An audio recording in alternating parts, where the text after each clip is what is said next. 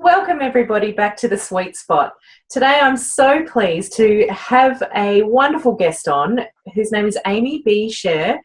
She is an LA-based author. She's also an energy therapist and an expert in mind-body healing. So she's going to share with us some wonderful stuff today.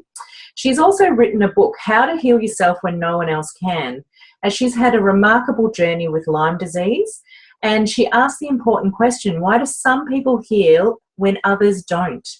And I think we can all take something from that, really. So welcome, Amy. Hi, it's so great to be here. Thank you so much for inviting me. Oh, Amy, I'm so glad you are here. So, Amy, tell us a little bit about yourself and your journey. Sure. So as you so beautifully introduced me, I'm an LA-based energy therapist and author of my brand new book, How to Heal Yourself When No One Else Can. Finally out into the world, and it's in Australia and in the UK and really everywhere now, almost everywhere. And my journey started many years ago when I was in my early 20s and started having health problems. And I was a busy early 20s, working, going out with friends, having a fun life, and got a really big job when I got to my mid-20s and had been having some headaches and some hormonal issues, as women do sometimes. And when I got into my mid-20s, I got a big job as a marketing director for Harley Davidson, which was so very fun, but very demanding.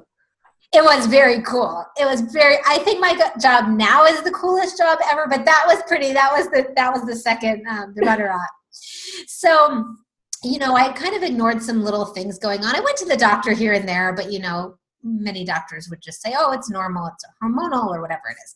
So in my mid-20s, when I had this big job and was trying to balance sort of life and being a big girl finally in my mid-20s, I started having serious health issues. I started having pain in my legs, tingling in my legs, difficulty walking, was very, very fatigued, and I knew it was something big. And so the doctor, and I was diagnosed with what's called neuropathy, which most people are familiar with because a lot of diabetics have neuropathy. It's nerve damage in your limbs, basically. However, I didn't have diabetes, and I was in my mid-20s, and I had no idea how I got that. And it turns out, to make this part of a very long story short, that I was diagnosed with Lyme disease. This was many years of being on disability, and I ended up being bedridden. I had so much dysfunction in my body that I couldn't lift up my hands to wash my own hair anymore. I went downhill very, very quickly. Wow. And this diagnosis kind of thrilled me because I thought, oh, now at least they finally know what it is. There was this neuropathy diagnosis, and then there was autoimmune disease diagnosis and all these things, but nothing really added up to why I was bedbound in my 20s. I mean, that's a really big thing. Yeah. And when I got the Lyme disease diagnosis, I thought, this is it. I'm going to take antibiotics. Lyme disease is caused by ticks. And I don't know, people in Australia are definitely familiar with it, but it may be more prevalent in the United States. But basically, I was bitten by a tiny little tick. They're very, very little, like the size of the tip of a pen. Yeah. And it transferred a bacteria to me that infiltrated my whole system. Lyme disease is not dangerous if you catch it right away and you go on antibiotics. But this was years and years after I think I was bitten by the tick. Right. And so by now, they had found lesions on my brain, and I had arthritis in all of my joints, and I was really a certifiable mess by this point. But I thought, oh, good, I have a diagnosis. I'll take antibiotics, I'll do everything, and I'll get better. Well, it didn't happen that way. I was really led on an inner journey to find out why my body was manifesting so much illness. So there is the fact that I was bitten by a tick and my body was broken down. But what I really learned is that our emotional state has so much to do with our physical bodies. And if we suppress emotion, if we have lots and lots of negative thoughts, a negative thought here and there won't do anything bad. But if we have lots of continuous negative thoughts, if we have beliefs like, I suck, I'm not good enough, I'm not perfect, all of these things wear our bodies down. And I really really went on an inner journey to find out what I could do inside to help heal my body, because nothing was working and keeping me well. So I sort of took a turn in that direction. By that time, I was sort of out of money, out of energy, out of doctors, out of everything. Yeah. And that's when my true healing happened, was when I looked inside of me. And I was able to heal permanently and completely from all the autoimmune conditions, all the nerve damage in my body, the arthritis. Now, I did do some medical treatment and alternative treatment along the way, but it wasn't until I was doing the inner work as the biggest part of my healing that anything was able to even help me. It was like I needed to do that part to really heal and move forward and stay in that forward motion. And so it's been my mission to help others, whether they have a physical condition or they're just exhausted and burnt out and maybe full of anxiety or fear. All of these things inhibit our quality of life. And so it's really been my mission to help people on that journey just be their best selves and their healthiest selves. Beautiful.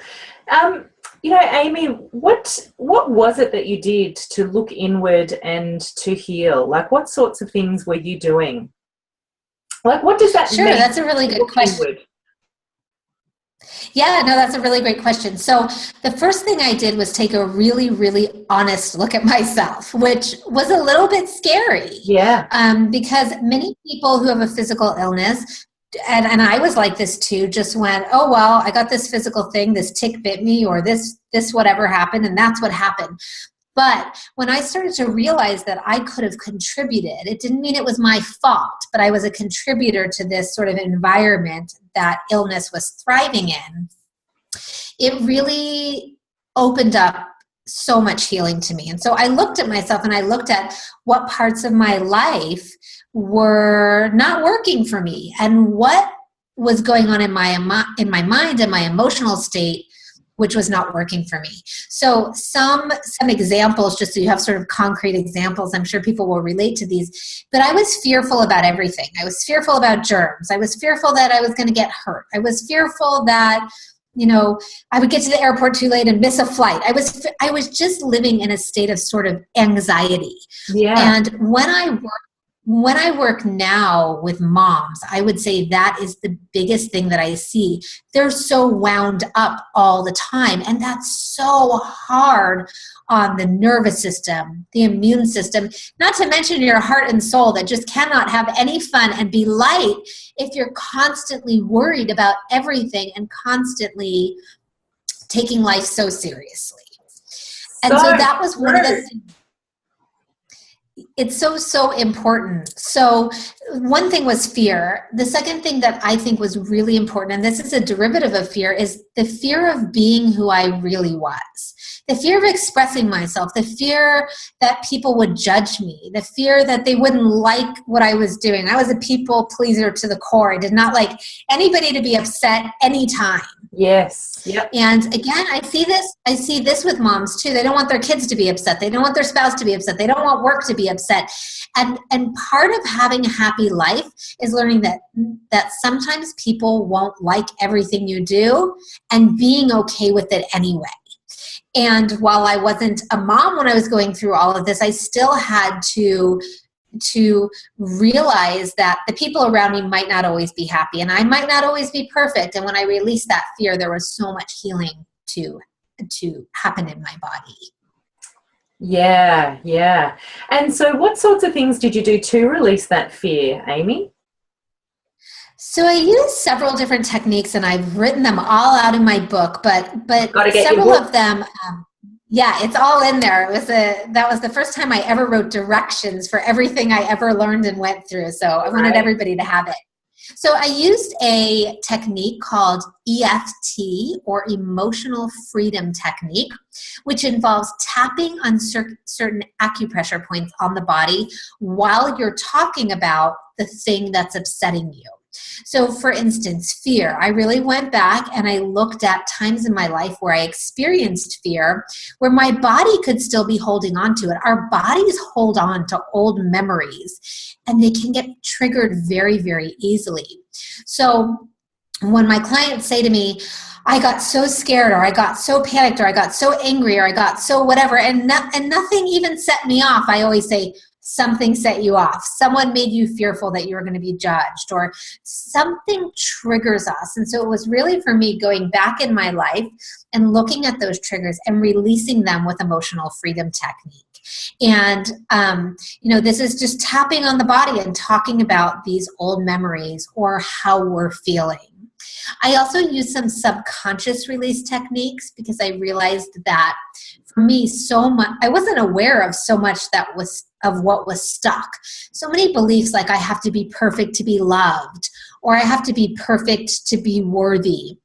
Those kinds of things make us really, really hard on ourselves. We beat ourselves up for not being the perfect mother or wife or employee or boss. And your body and soul cannot take being constantly beat up. I mean, it can, but it will come out in ways of feeling unhappy and physical symptoms.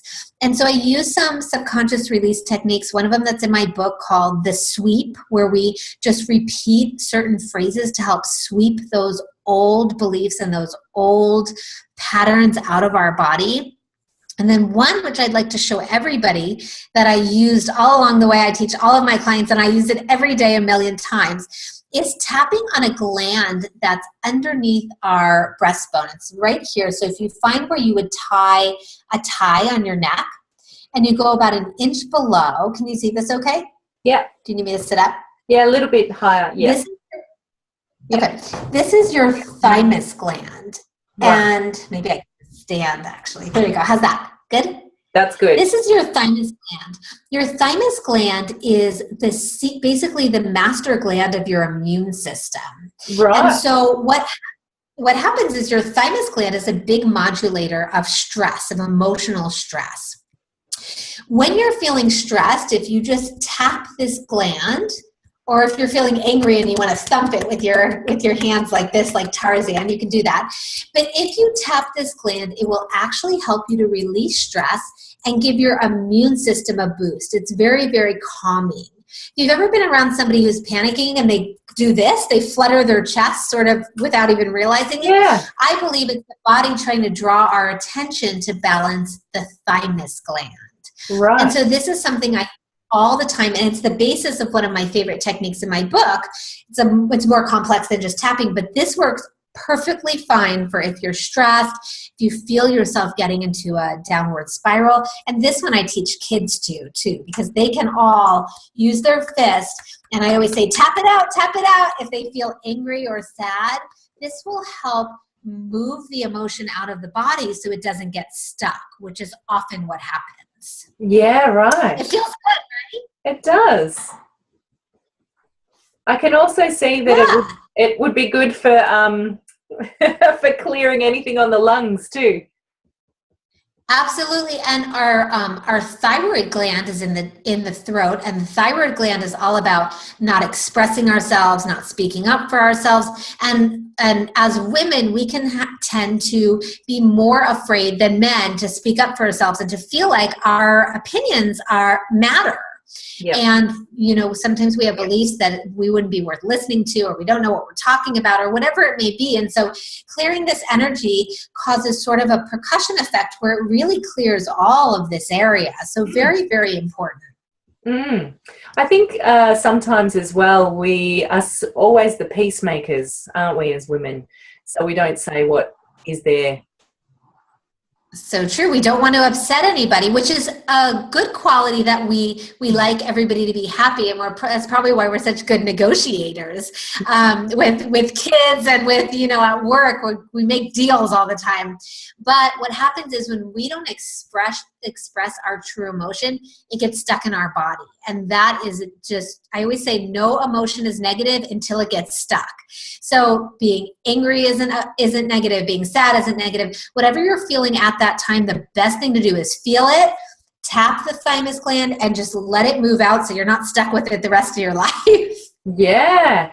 So whatever emotion that we're feeling, tapping that will allow it to shift and move. Exactly. Without ignoring it or suppressing it. So it's a way for us to acknowledge it and let it come up, which is very important, but also filter it out of the body, which is important. We hang on to so much stuff. How many of us remember that thing somebody said to us that was mean in second grade, and that thing that happened at our job? We hang on. I mean, we really do as humans. So this is a great way to give it a voice. Say, I know I'm sad, I know I'm angry, maybe I think I shouldn't be, but I am, here I am. And now we can let go of it and move on. That's a fantastic technique and so simple. And how long was your journey in healing, Amy? You know, you were doing subconscious things and EFT and obviously tapping and so I would say, I mean, from the time, I started feeling better within a month or so. I really started seeing physical differences. And I also had a knowing, a feeling, or a sturdiness inside that I didn't have before. This is one of the things I really hear from clients, and especially moms. I'll hear, it's so funny, you know, I don't necessarily feel, I work with people mostly with physical issues, so it's so funny, I don't necessarily feel like physical things are shifting super fast, but I just have more patience with my kids, or I'm just not as upset when we miss an event, or just feeling sturdier, like more able to handle things and calmer inside despite what's going on in the outside world is the first thing that usually shifts when people do my work. That's perfect. That is really perfect. Have you got anything else that you can share with us, Amy? I'm really, really interested. Sure, of course. So let me show you another technique that I think is really cool, and it's easy. Again, everything I do, I was a self-professed lazy healer. Like, I just was not into doing things for hours a day to help myself. So all of these energy practices that I learned and that I created and that I teach are so easy, because let's face it, we're all so busy that, you know, half of us are eating in front of our computers and we don't have time for ourselves. We don't have me time. This is simple. You can do it in the shower. If that's the only place you can escape those cute little darlings for 5 minutes. You don't need a lot of time to do this. So the next one I'm going to teach you is to place your fingertips gently on your forehead and hold them there when you're stressed. If you want to get an extra little boost, you can make sure that your palms are covering your temples when you do that. So what this does, what this does is when we get stressed, all of the energy and blood drain from the frontal lobe of our brain. And this area in our brain is what helps us think of solutions and work our way out of stress. So if there's no energy or blood there, if it drains out, that's a problem, because we can't think ourselves out of this stressful situation. When we do this, we're actually using the electromagnetic energy in our fingertips. Our bodies are all energy, even though they look like physical masses. Using the energy in our fingertips to draw the blood and energy back up into that area of the brain. And if you hold your hands for a few minutes and don't press, just do gently, you'll actually start to feel sort of pulses in your fingertips, where you can feel like, oh, there's some energy, you know, back into that part of my brain. I was really pressing hard. No, you have to do it gentle, because when you're stressed, you think the harder I do it, the faster it'll work. I was. You have to just like rest your fingertips there. Okay. You can even do one hand if it's easier, like this, and just go across if you know you don't want to lie down, or that's great too. And so what happens is you will find within a few minutes that you can start to think again and that you're calm again. Very, very good technique. And you can do it at your desk. You can do it at home. Really, really easy. Again, easy enough for the kids to do. Perhaps we could all do it as a family at those times. Yes, totally. And also while you're watching TV or whatever's happening. Can I share one more? Oh, please. Okay.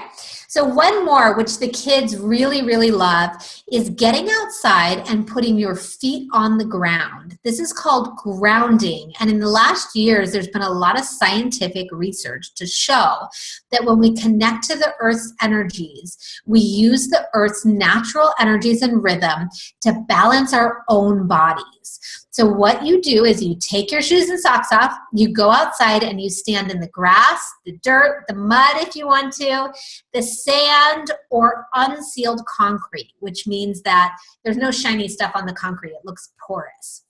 When you place your feet on the ground, you're actually drawing up the earth's calming and healing properties. Very, very important to do, and so easy. So when the kids are running around outside, have them do it barefoot, because it's so good for their bodies and for their emotional state to get that contact with the earth.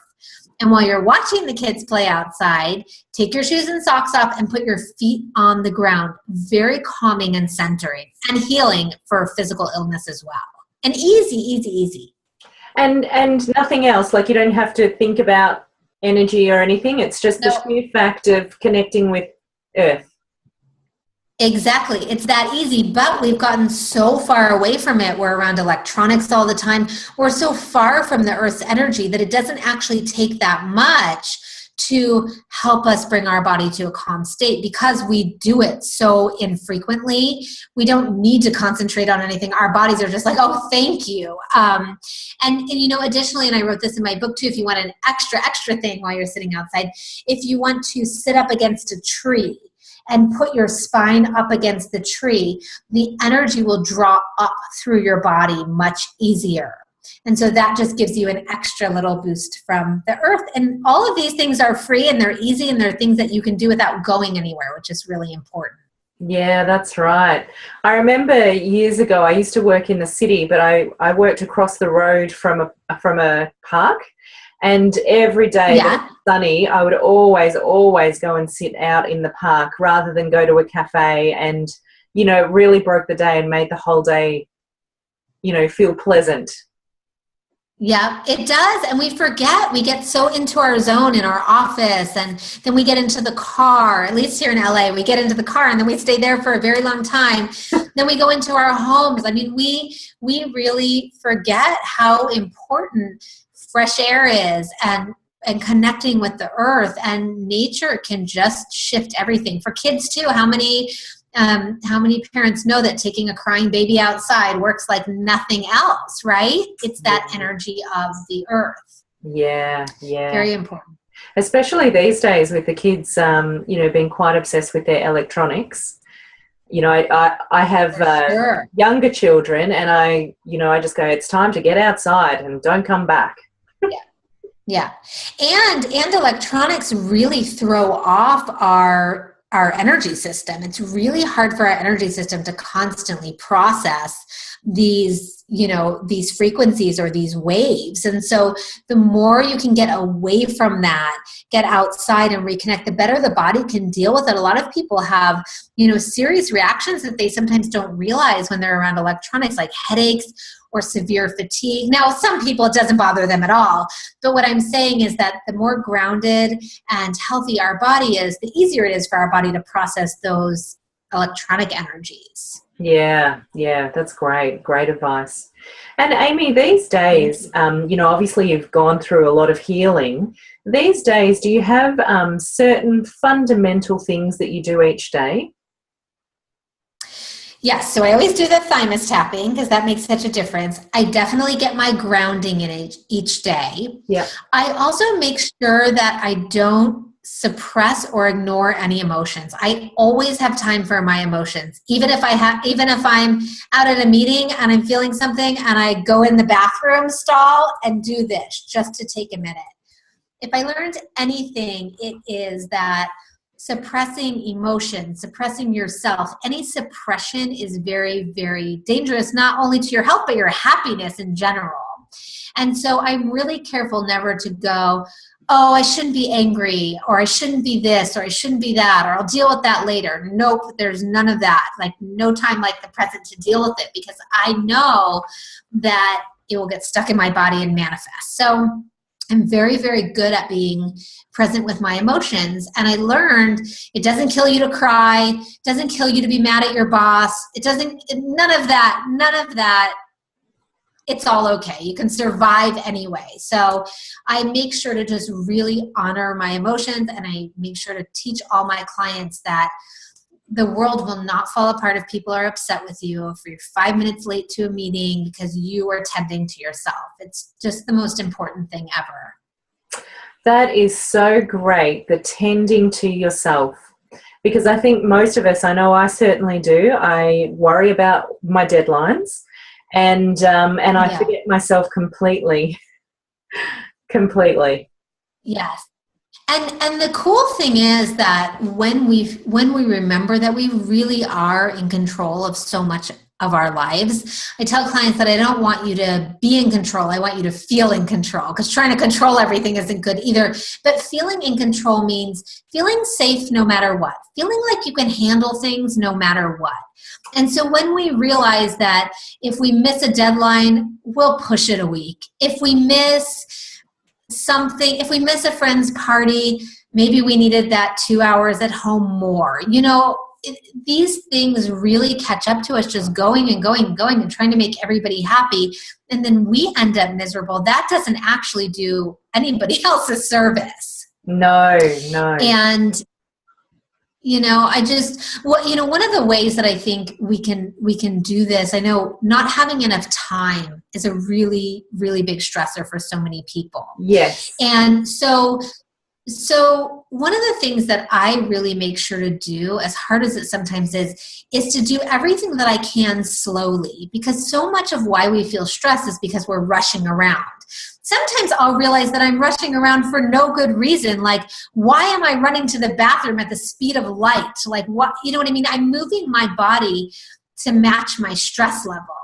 And what we need to do is do the opposite and slow our body down. Eat more slowly, drink our water more slowly, walk to the bathroom more slowly. When we go out to get the mail, do that in a way that sends a message to our body that we can slow down and relax. Because I think stress causes us to do everything at a stressed pace, but that sort of perpetuates the stress. So to try to really be present and focus on the thing we're doing and do it slowly, which sends messages to the body like, we're safe, it's okay to slow down. It feels good to be present, and sort of combats that other energy of rushing around and doing everything like a crazy person.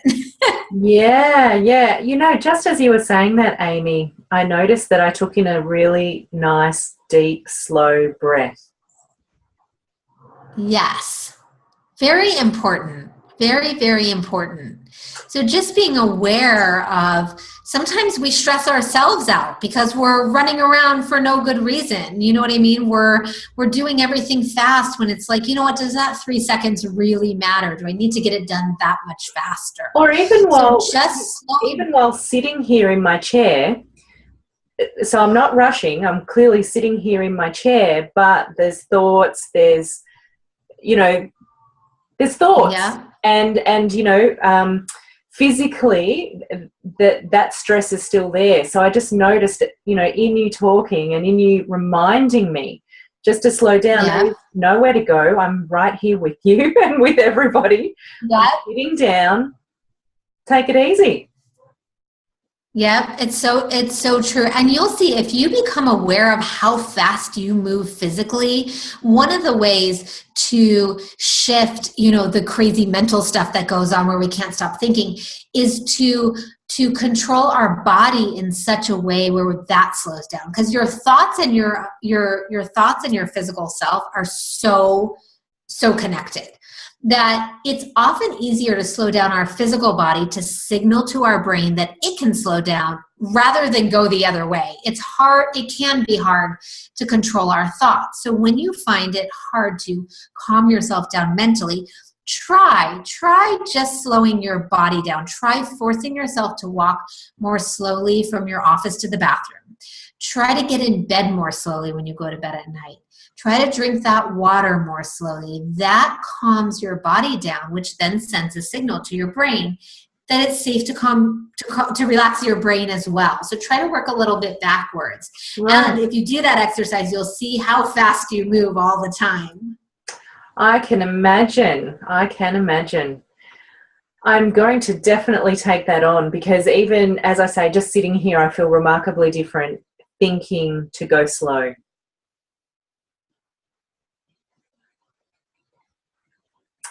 Now, it seems as though you might have frozen on me, Amy, but I'm hoping we'll get the transmission back. But it has been an absolute pleasure to have you on the Sweet Spot. And we have links below so that you can meet Amy, in your own time and take advantage of her little freebie. And I hope that you do get her book and go through her wonderful practices as well there at home. And I look forward to seeing you on the Sweet Spot. Thanks, everyone.